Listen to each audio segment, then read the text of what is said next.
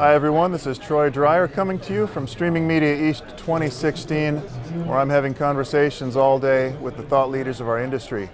Joining me right now is Nick Colsley, the Vice President of Business Development for Sony Electronics.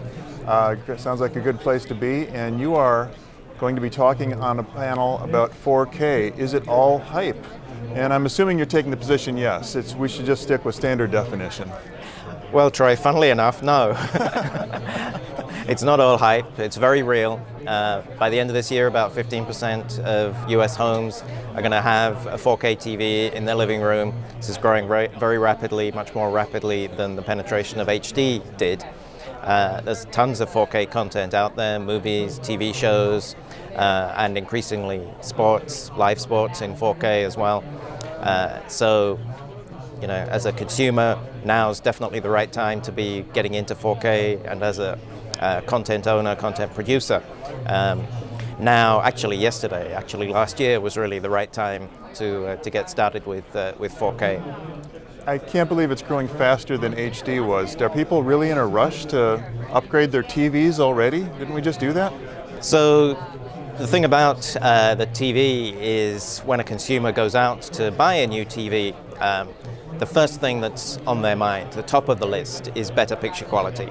And as screen sizes get larger and larger, the average is around 50 inches, but you know, many TVs are sold at 65, 75 inches now. You know, that kind of size, you really need the 4K resolution to get that better picture quality. If you're upgrading from a smaller TV to a larger and just sticking with HD resolution, the pixels are going to be more spaced out. The picture quality just isn't going to look as good. So 4K really is a natural progression. Now, did you say 15% of homes in the US now have them? By the end of this year. By the end of this year. And what percent can stream? Isn't 15 megs the standard? Yeah, you need, to the home, you need about 25 megs to stream 4K. But an increasing number of homes have that. You know, from an infrastructure perspective, about half of all the homes in the UK can get that speed. Whether they subscribe to it or not is a different matter. But I think once you've gone out and invested in a 4K TV, adding a little bit of extra bandwidth to your monthly access program is a small price to pay. That's gonna get you the bandwidth that you need. And you know, in most cases, the homes that are buying 4K TVs are also the homes that have the best bandwidth.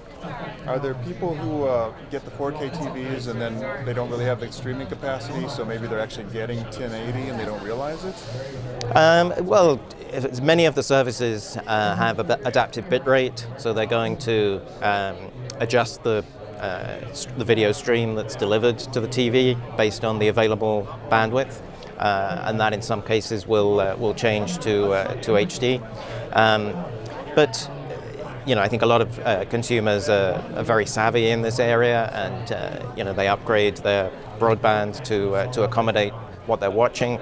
And even if they get HD, the TV does a fantastic job of up-resing HD to 4K. Now 4K isn't just about resolution, it's also about expanded definition, right?